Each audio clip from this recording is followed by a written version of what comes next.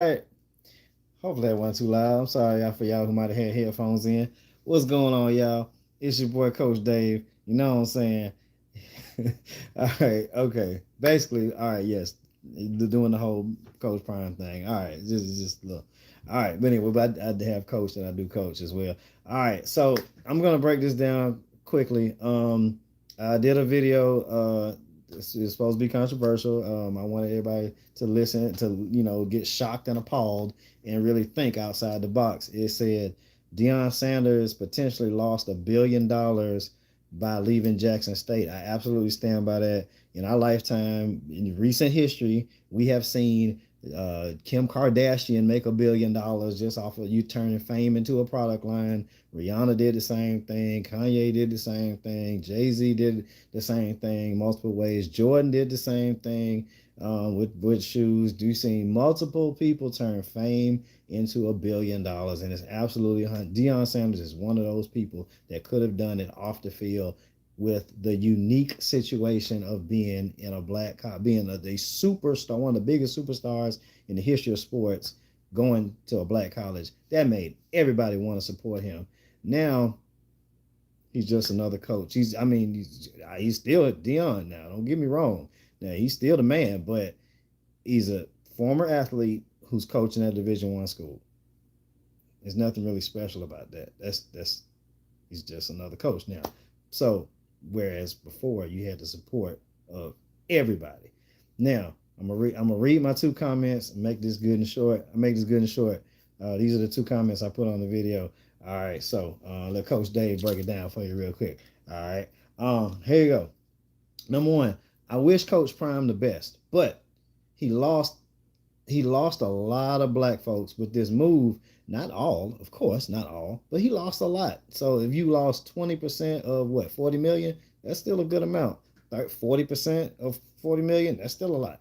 All right, you lost a lot of black folks with this move, and you missed a golden opportunity to have a blanket off the field entrepreneurial support by the entire black community, 100% for any and every business venture he could ever imagine, from prime apparel, prime football equipment, prime motivational books, prime podcast, prime restaurants, like I said, prime barbecue, prime seafood, prime kids place, whatever. Like a Chuck E. Cheese type place, entire deals that he could have set up to cover the whole HBCU with stuff, just like Jordan Brand sponsors lots of different teams.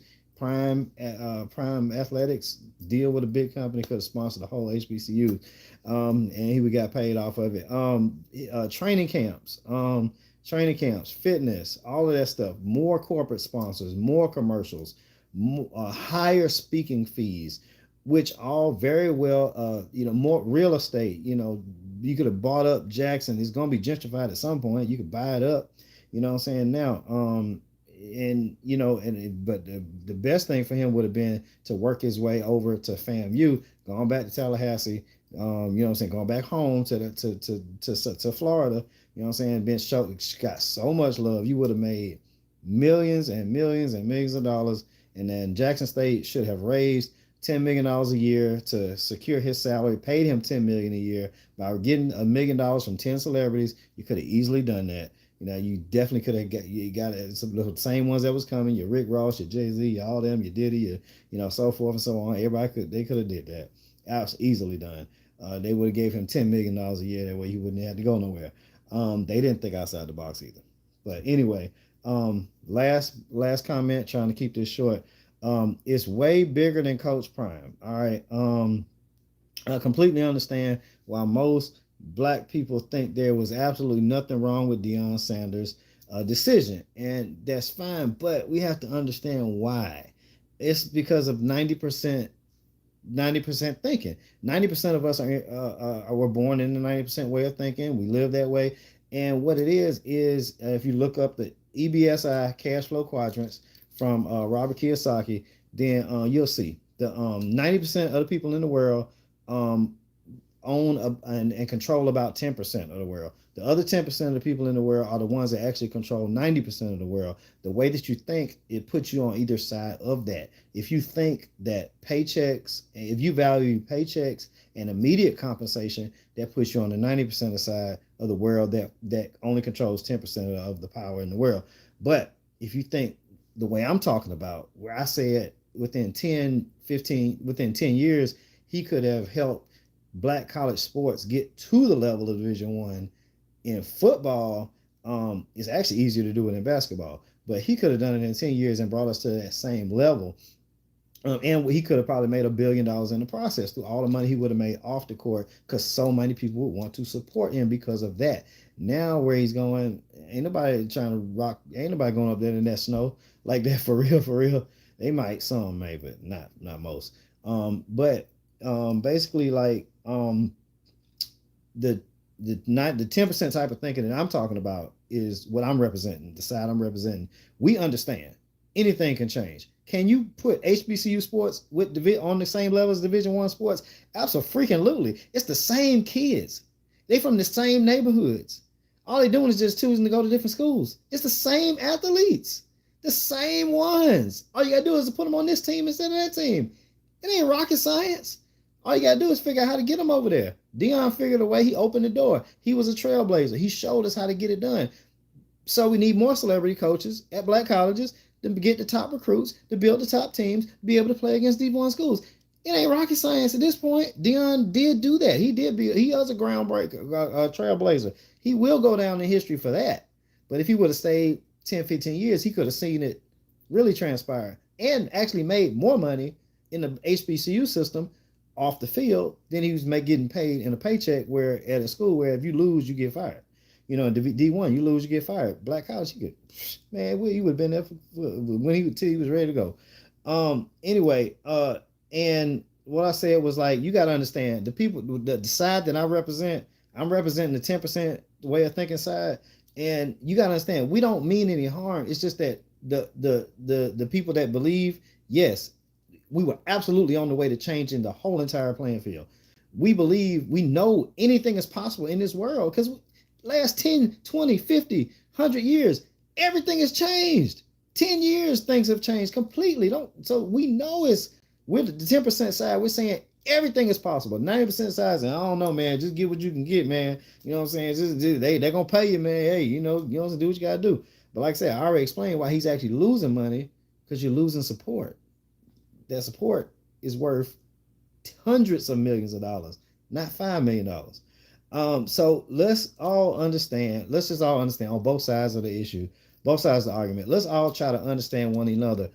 And my good friend and frat brother Funny Man, I saw him posting when he said, you're both right. Everybody said both sides are right. If you're looking at it from this way, you're right. If you're looking at it from that way, you're right. Both sides are right. Yeah, okay. But the thing is, you got to understand why. You got the 90% side of that thinks, you know, income, paycheck, you know, that type of stuff. And the other 10% of us, we like, man, look, you're worth $1 billion. You just gotta think about it in a different way. You're worth way more than $5 million a season. Right? You're worth $1 billion. You just gotta understand your value and your worth and understand how to do it. You know, man, if Deion would have spent an hour with somebody like Myron Golden, like a real super top business advisor, like Myron Golden, he would have told him, like, "Ray, you worth $1 billion. This is how you do it. Don't worry about a paycheck. You know what I'm saying? Stay with your people." But anyway, as an African diaspora in a community within a country, I believe in us. We really think, you know, I'll subscribe to Dr. Boyce Watkins and the Powernomics way of thinking with Dr. Claude Anderson. Like, if we just believe in ourselves, we can do anything. We can build anything. You don't need to go running somewhere to get somebody to pay you for something that you can generate 100 times more by just thinking outside the box. And I believe, regardless of all our, you know, arguments back and forth about this subject, we still need to love one another as a Black community. We still need to support each other. We just need to understand there's a 90% way of thinking. There's a 10% way of thinking. If you're on whatever side, that's fine. I encourage more 90% to come over to the 10%. If you don't want to, That's fine. I understand. But for the 10% of us, every day, all we do is think about changing the world. That's all we do. Every day, all day, and twice on the weekend. You know, that's all we think about is changing the world. And we know everything is possible. The other 90% are like, yeah, I don't know. Let's just get the paycheck. Just do what you can. Be safe. Just play it safe. So whichever side you're on, that's why the arguments are so intense. But don't let it turn into hate. Still need to be love. You know what I'm saying? And that's all. That's basically it. I went longer than I thought I was gonna go. But one love, God bless, Black Power, and anything is possible, folks. Just believe. Just believe. I do wish Coach Prime the best. I just wish he would have seen the bigger picture and his bigger value, and he could have done it a bigger way. All right. Oh, wait. My first time going live.